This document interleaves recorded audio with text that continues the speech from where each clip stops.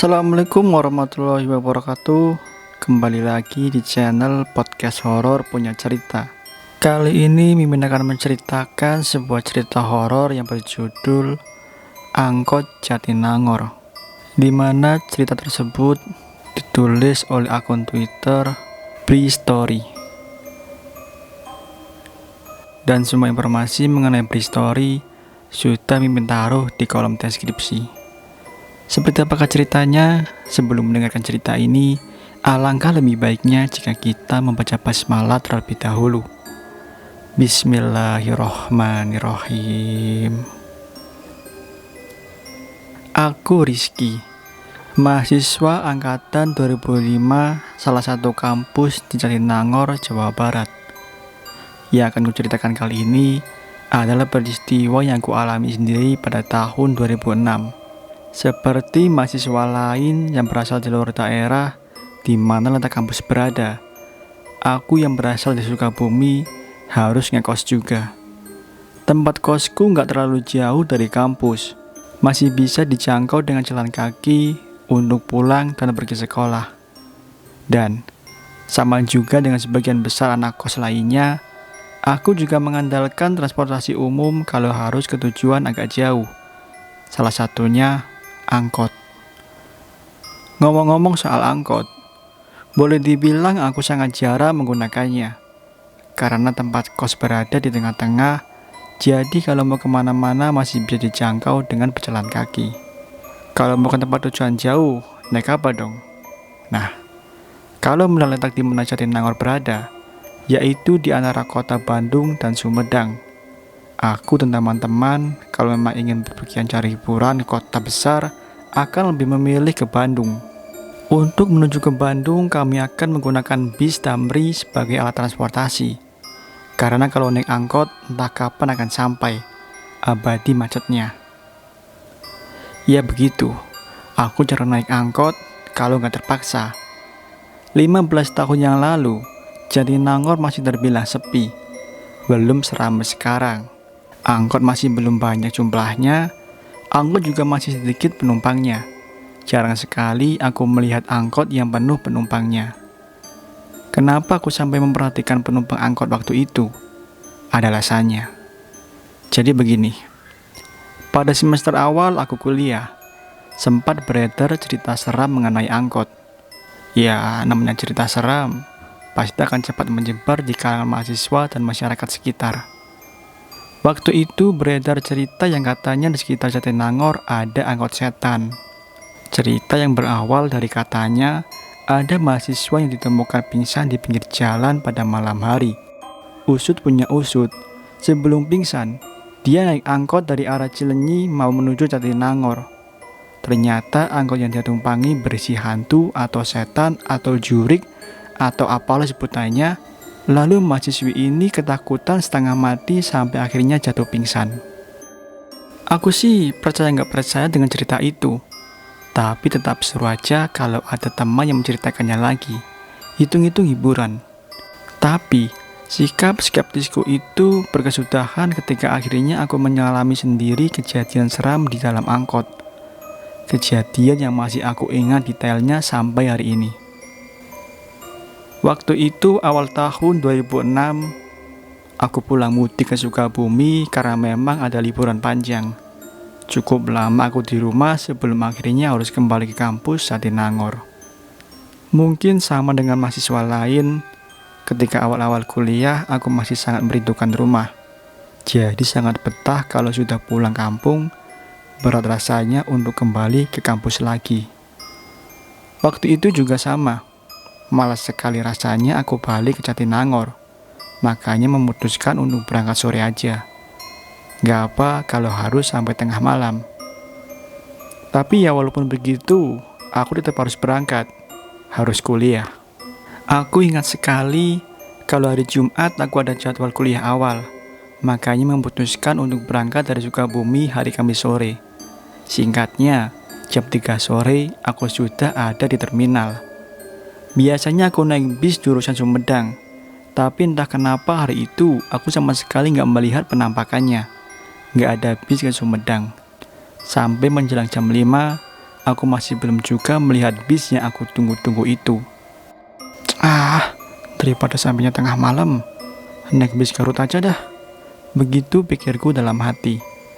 Ya udah, karena udah jam 5 lewat, akhirnya aku naik bis arah Garut. Nantinya aku akan turun di ujung tol Cilenyi, dan dari situ aku naik ojek ke tempat kos. Atau kalau masih ada, aku akan naik angkot.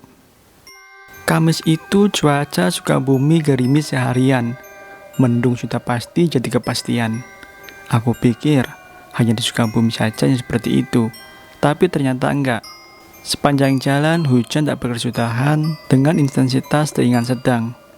Bis Garut yang aku tumpangi ini enggak terlalu penuh, mungkin karena saat itu bukan akhir pekan. Perjalanan akan memakan waktu 4-5 jam. Perkiraanku, paling lambat jam 11 sudah sampai. Tapi ternyata meleset. Jam setengah 11, aku masih di Ciranjang. Jangankan Jatinangor, Bandung pun masih jauh. Itu terjadi karena sebelumnya ada kecelakaan yang menyebabkan kemacetan panjang. Untunglah selepas itu perjalanan perlahan mulai lancar walau masih agak tersendat. Sementara itu, di luar pun masih hujan. Gerimisnya terus turun, gelapnya malam menjadikan aku gak bisa menikmati pemandangan. Jadinya aku pun tidur. Apalagi setelah lepas dari kemacetan, aku semakin terlelap. Aku kaget lalu terbangun mendengar teriakan keras kondektur kalau bis sebentar lagi akan sampai di ujung jalan tol Cilenyi. Melihat jam tangan, ternyata sudah jam 1 lewat sedikit. Lama amat perjalanan. Masa sampai Cilenyi jam 1? Aku terheran-heran setelah nyawa sudah terkumpul semua. Ya sudah, aku lalu siap-siap untuk turun. Karena bis ini jurusan Garut, jadi kalau aku perhatikan penumpangnya kurang lebih masih sama jumlahnya. Belum banyak berkurang. Mungkin nanti di Cilenyi akan banyak yang turun bis bersamaku. Selanjutnya, roda bis terus berputar menggelinting menyusuri jalan tol Padalarang. Kemacetan berkurang perlahan karena agak jauh di depan sudah terlihat gerbang tol terakhir. Oh ya, ternyata hujannya rata. Sampai di titik ini pun di luar masih hujan, cukup lebat malah. Aku sudah berdiri dari duduk, dan benar dugaanku. Ternyata memang banyak penumpang akan turun di tempat yang sama. Nggak banyak sih, adalah beberapa. Tapi melihat itu, aku jadi agak lega karena nggak akan sendirian di tempatku turun nantinya. Sekali lagi aku melihat jam tangan sudah pukul 1:10. Setelah melewati gerbang tol, mungkin sekitar 2 atau 3 menit kemudian bis akhirnya berhenti. Waktu itu perhentian bis di ujung tol Cilenyi hanya di pinggir jalan, di depan warung-warung kecil, bukan di terminal. Dalam keadaan hujan deras, aku akhirnya turun dari bis.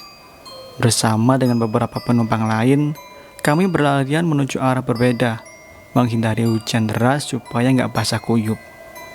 Aku bersama 2 orang penumpang lain kemudian berteduh di depan warung kecil pinggir jalan yang sudah tutup. Sementara itu, bis yang aku tumpangi melanjutkan lagi perjalanannya.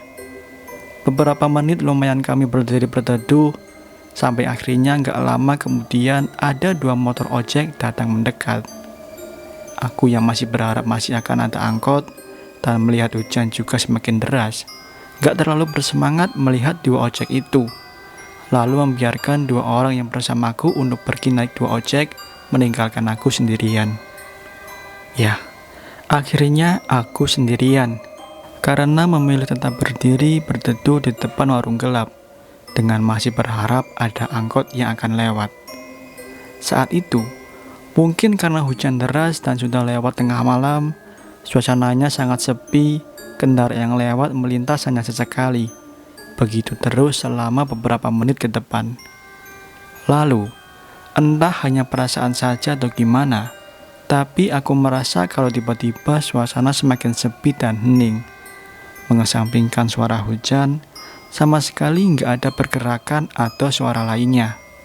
Berdiri di bawah atap warung, bukannya aku jadi kering tanpa terkena air hujan, tapi tubuh tetap basah terkena cipratannya. Menit berikutnya suasana jadi nambah seru ketika angin mulai bertiup kencang, membuat air hujan jadi lebih sering lagi mampir di badan. Aku jadi menyesal. Kenapa tadi nggak naik ojek aja? Malah memilih terus tabah menunggu angkot. Yang harusnya aku sadar kalau saat nanti itu hampir mustahil akan ada angkot yang lewat. Entah apa yang ada di pikiranku saat itu. Detik berganti detik, menit berganti menit, aku belum juga melihat ada kendaraan lewat. Sepi dan kosong. Tapi ketika mulai meratapi nasib, akhirnya aku melihat dari kejauhan ada kendaraan yang muncul mendekat. Kilatan cahaya lampu yang gak terlalu terang seperti berjuang mati-matian menembus gelap dan derasnya air hujan. Aku yakin itu lampu mobil kecil kalau melihat dari bentuknya.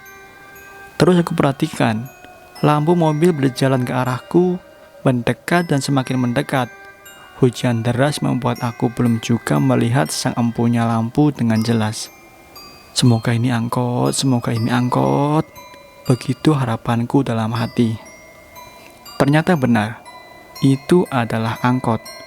Ketika sudah tinggal beberapa meter jarak kami, aku sudah bisa memastikannya. Lalu angkot ini berhenti persis di hadapanku. "Kampus Unpad, Pak?"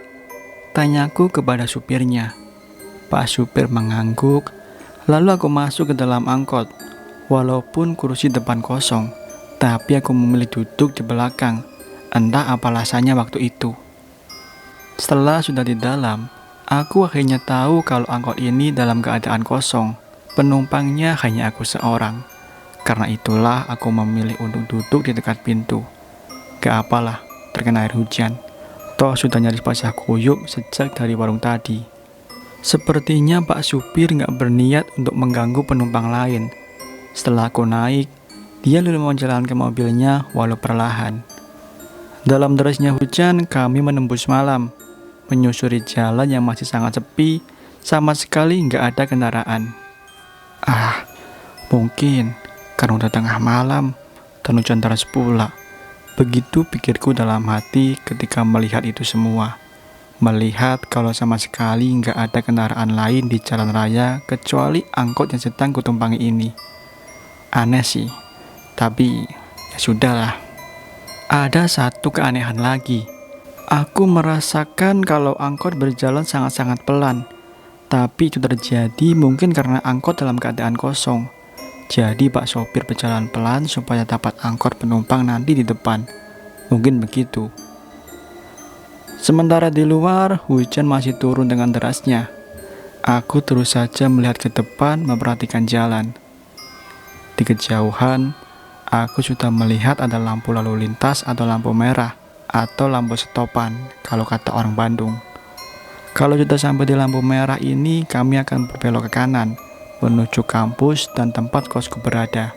Tapi, sekitar 200 meter sebelum lampu merah, angkot tiba-tiba berhenti, seperti sedang akan menaikkan penumpang. Nah, ketika angkot berhenti ini, aku menggeser sedikit posisi duduk untuk memberikan jalan kepada penumpang yang akan naik. Tapi ternyata nggak ada orang, nggak ada penumpang yang masuk. "Nggak ada yang naik nih Pak, nggak ada orang."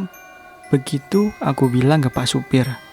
Setelah celingak-celinguk memperhatikan sekitar, lalu Pak supir menjawab pendek, "Ayak," begitu katanya, sambil terus melihat ke depan, gak menoleh ke arahku. Mana penumpangnya sih? Orang gak ada apa-apa juga, sungutku dalam hati.